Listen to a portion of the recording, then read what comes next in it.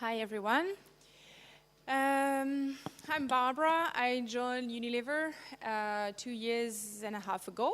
I'm coming from the startup world, had my own startups, failed, because otherwise I won't be here.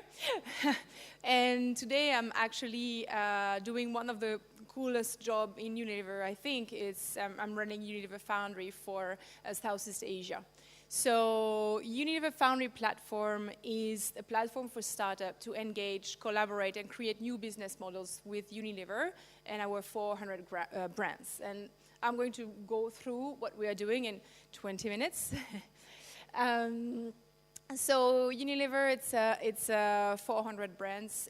We are the world's second biggest advertiser, which giving us the opportunity and the responsibility to work with startups to pioneer the future. But also, we also realize that one way to future-proof our business is also to use technology. Technologies allow us to be more sustainable, efficient, when we engage with our consumer, when we do businesses every day.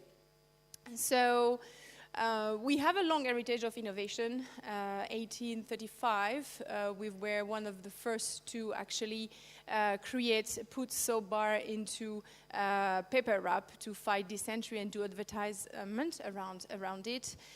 In the UK, we were the first one to create a TV ad, an ad in the cinema in 1954 with Pepsodent. More recently, we were the first one in Europe to set up global deals, media deals with Google, Apple, and Facebook. So today, technology is more than ever around. If you see how many startups have been created every day, or how many entrepreneurs try to create startups, it is easy. It's easier than before, I would say. You can raise money easily. You have access to technology in a more easier way than it was before. And you also have young entrepreneurs who are also disrupting our categories. So it's not only about how to do better advertising, but it's also about how can we work with those new players who are changing the way we have to work today. And if tomorrow someone come up with a new technology that allows us to have clothes that do not need to be washed, we will be out of business. So we have to keep that in mind. So Unilever Foundry is, like I said, a platform engaging with startups. The idea is not to reinvent the wheel internally. The idea is to leverage entrepreneurs, to leverage technology, and to work with them. It has several beneficial effects. It's, first of all, we use the latest technology available in the market. Second of all, it's also helping us to change the way people are working. I won't say innovating, but working, being more agile, using the startups' ways of working that allow us to kill some of the processes that we have. And if you think about it, when you ask someone in a big company like Unilever, to work with the startups, to take some risk, the first thing they may think is, yeah, it's great, but what will happen if it fails? How is it going to impact my bonus? So what we provide through the Foundry, it's a framework for experimentation.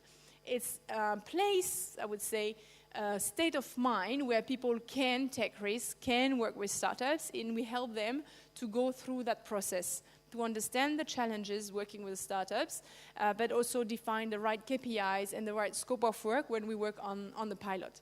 So I'm going to play a short video that will describe the process that we have.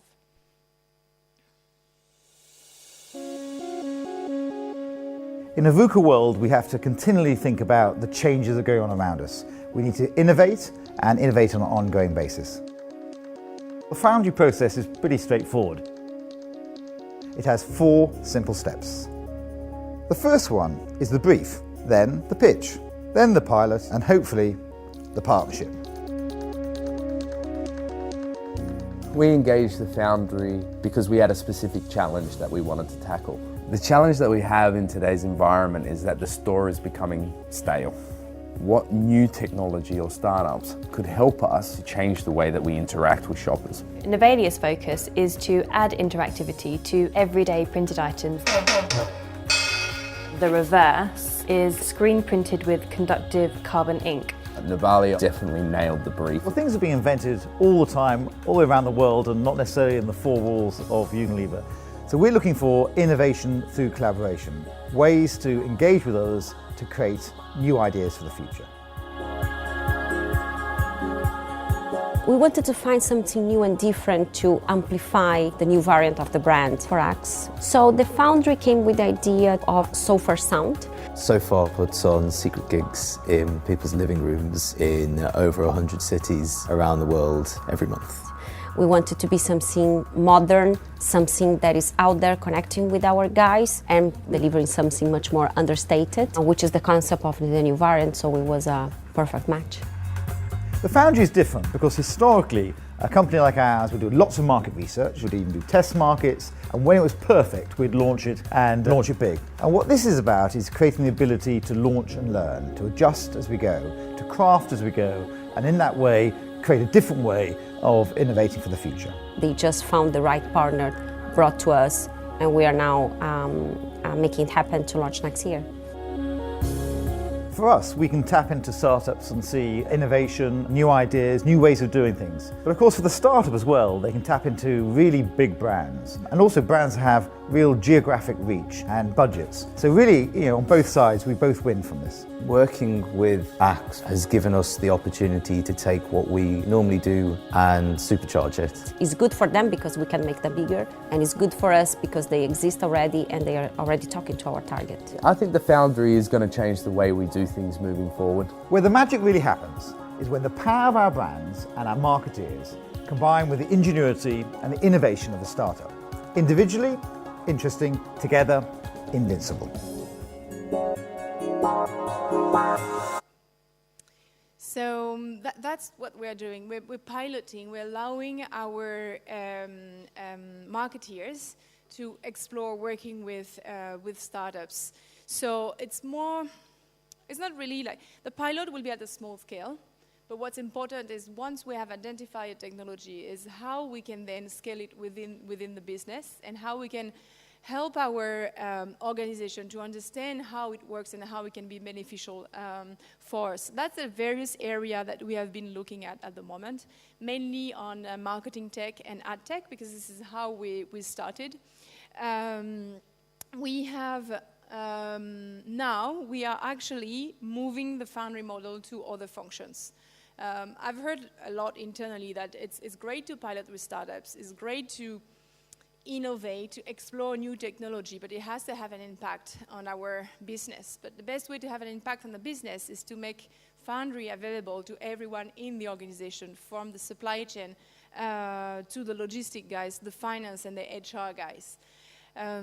It's very funny because when I started this and when Neil Cross presented his view on Stop Innovating and talking about the reverse gravity, I did have and used some of those tips. So I didn't have a cool report to share, but when I was organizing Foundry Club event and inviting people to come to us, you offer lunch. So maybe it's cheaper, but it works. People come for lunch, and then you start to share things about technology.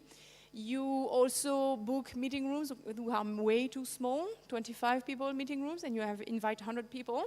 So it kind of creates scarcity, and it actually works. Today we have 150 people from Unilever coming to our events. So we have spent 25 million in pilots in 3 years. I say spent because it's not invested. We as Foundry don't invest in startup. We are not a lab. We are not an incubator. We are not an accelerator. We are just a vehicle to help the organization to work differently and explore what's outside and not reinvent the wheel internally. So that's the amount we spend by working with startups. We have piloted 150 pilots globally. And among those 150 pilots, we have scaled 50 of them. So we are a way smaller team than other labs or innovation place that you can see. In Singapore, we are only 3 people and 6 people in the UK. We are looking at expanding now in the US, China, and India. But that's also a good example that if you leverage and use the methodology that are used by startups. Even if you work in a big organization, you can actually achieve a lot of things. So I'm going to share one case study. It's a 2.5 years old case study, but it is interesting, and I'll explain why. So the brief we were trying to solve is how can we answer the question, what's for dinner tonight, via feature phone for Knorr in South Africa. So I'll play the video first.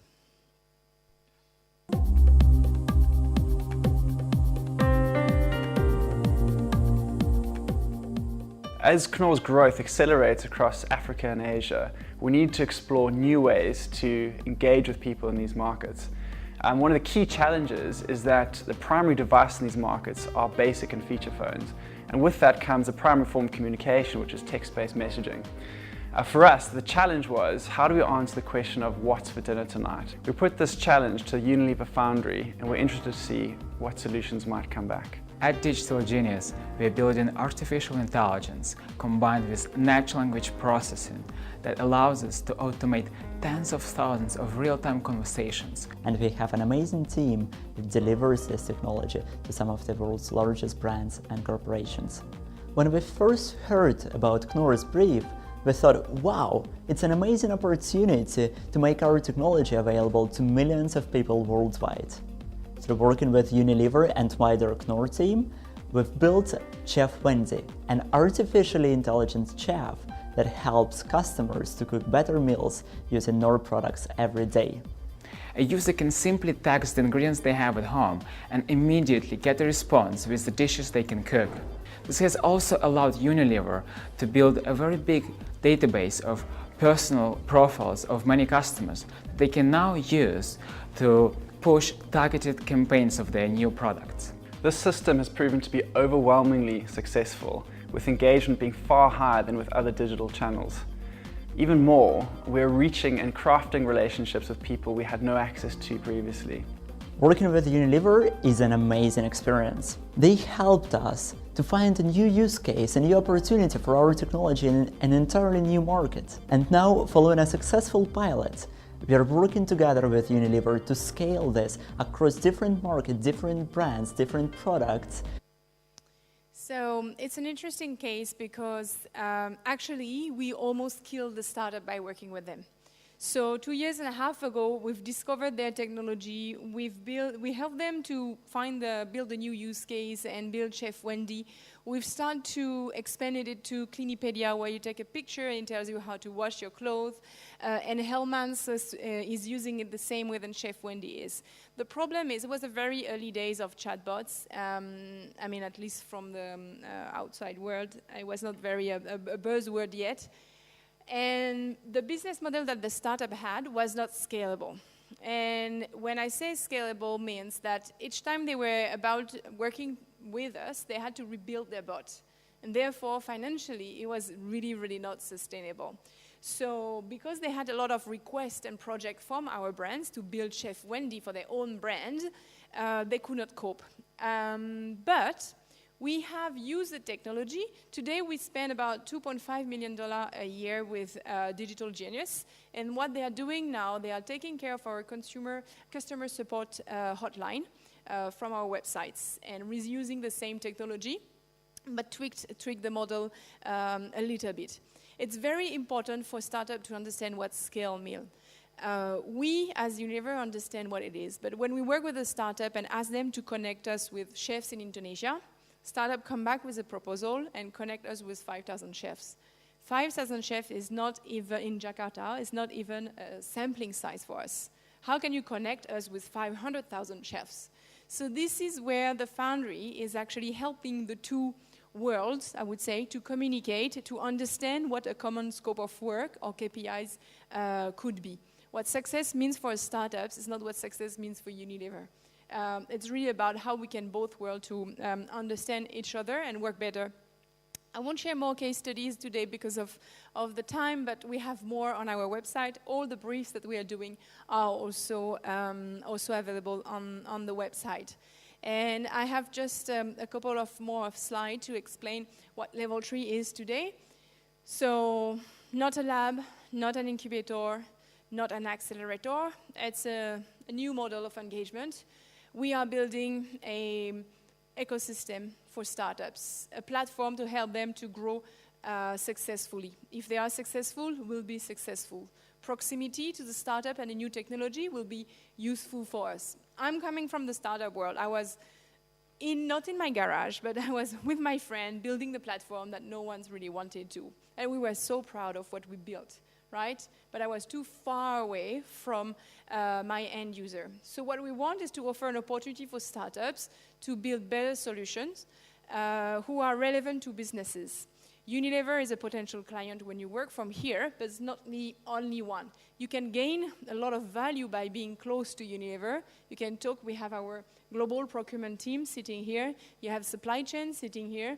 You have all our marketers and experts in marketing and route to market and distribution sitting here that you can tap into. So we have created and experimenting to ourselves by trying to build this co-working space in partnership with Padorg & Co. We have crowdsourced the name and the logo, as you can see, not extremely innovative, but that's the way it is. It cost me a lot internally not to use agencies, but it's just that I am and we are, everybody in the Foundry team, using the same tool that the startup are using. And that's what we are aiming to do. And we have already iterating the model. Startups said, yeah, working with Unilever, being close to Unilever, it's great. But what if we could be closer to other corporates? What if, I mean, you work a lot with Google, WPP. How can we understand how you work with them and how they work with other clients? So we decided to open the space to other corporates. And same, avoiding them to reinvent the wheel on their own. And we have WPP, we have Cargill with their own lab here. They will benefit from the community, but they will also add on the community, share their own challenges. We have Deloitte providing pro bono services for the startups. We have Facebook, Google, Microsoft as well. The idea is really to build a community. It's still new. We have 60 startups, 200 members. It's the beginning of the journey. We have a bank joining as well, working on financial inclusion. So we'll see where it goes. We have our own P&L. Startups have to pay to be here. Nothing's free. It's very important. But we'll see. We'll see where it goes. But it's so far, we have a lot of attraction, so don't hesitate to come back for our open day if you want to meet the startups, meet the partners, and have more details about Level 3. Thank you very much.